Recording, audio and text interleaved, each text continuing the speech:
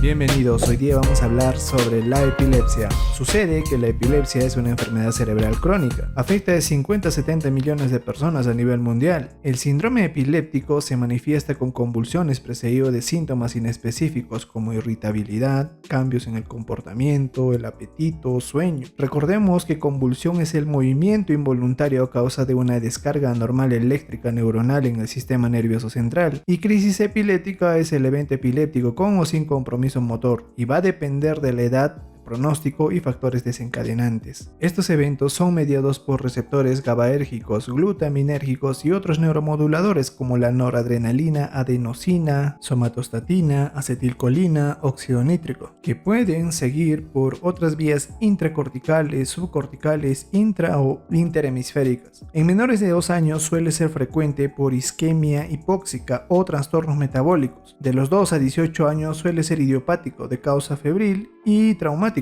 A partir de los 18 a 35 suele ser por eventos traumáticos. De los 35 a 55 toma el primer lugar los tumores, y a partir de los 55 generalmente están las enfermedades vasculares y trastornos metabólicos. La clasificación suele darse por tipo de crisis, ya sean generalizadas o parciales. En las generalizadas, la descarga en el electroencefalograma es simétrica y difusa porque afecta a toda la corteza, con crisis atónicas, tónicas, tónico-clónicas, mioclónicas y las ausencias típicas y atípicas.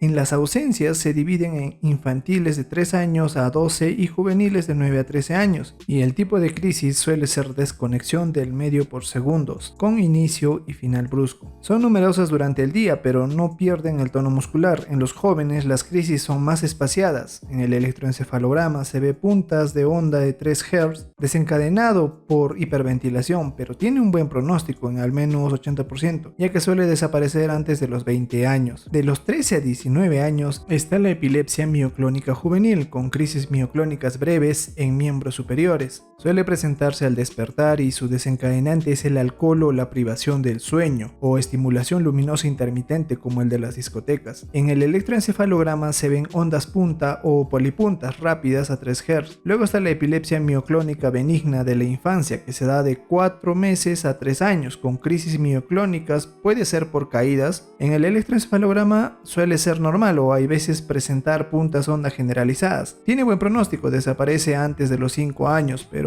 un 10% tiene mala evolución. Respecto al síndrome de West, se presenta de 2 meses a 2 años. Las crisis son espasmos en flexión, extensión o ambos, o en salvas. Está asociado a algún tipo de encefalopatía. En el electroencefalograma hay ipsiarritmia, una desorganización completa en la actividad del electroencefalograma, con pronóstico malo, y suele evolucionar a un Lennox-Gastaut. El síndrome de Lennox-Gastaut se da en edades de 2 a 10 años. Las crisis son polimorfas y puede ser tónicas, clónicas o ambas, o atónicas o ausencias atípicas. En el electroencefalograma hay ondas punta, tiene muy mal pronóstico. En las dos últimas hay retraso mental. En el síndrome de Dravet o epilepsia mioclónica grave de la infancia inicia con crisis febriles atípicas en menores de 6 meses y suelen ser focales, y luego sigue con crisis prolongadas polimorfas. En un 85% es por mutación del gen SCN1A. En el electroencefalograma hay puntas y polipuntas, seguidas o no de ondas lentas. Si es en región frontal, tiene un pronóstico malo. Por último están las epilepsias focales o parciales. Es cuando la crisis se inicia en una localización concreta del córtex, en un pequeño grupo neuronal. Aquí tenemos a las parciales simples, donde no hay pérdida de conciencia. Puede tener síntomas motores, sensitivos, sensoriales, vegetativos o psíquicos. Con las parciales complejas hay alteración del nivel de conciencia, con leve amnesia acompañado de automatismos sobrelinguales, distonía de una mano con breve periodo de confusión posterior a la crisis. Luego tenemos a la esclerosis mesial temporal, con una edad de inicio a los 14 años a 19 años. Son crisis parciales del lóbulo temporal. Hay antecedente de crisis febriles prolongadas, puntas en la región temporal en el electroencefalograma.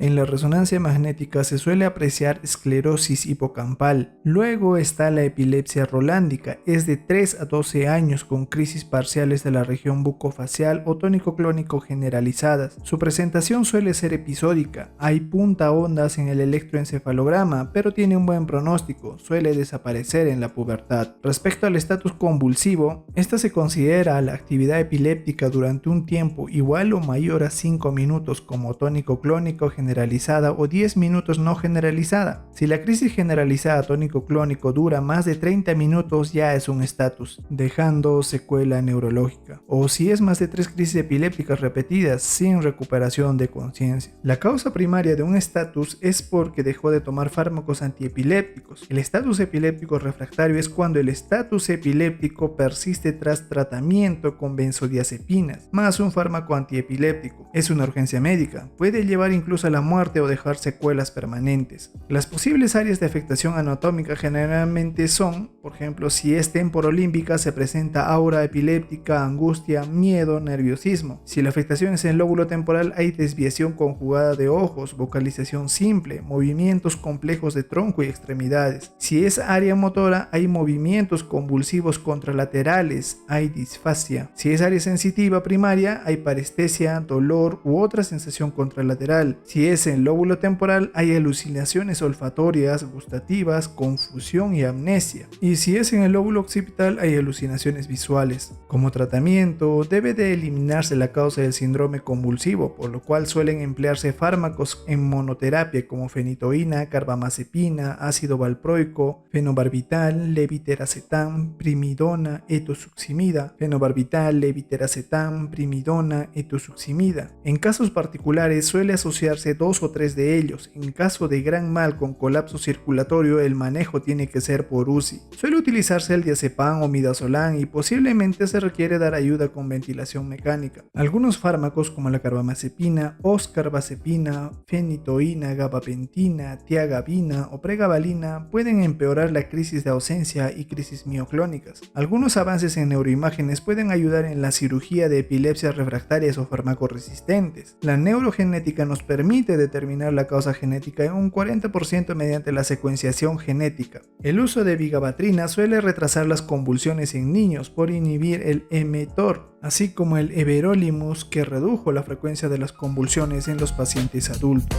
Gracias por su atención, hasta la próxima, cuídense.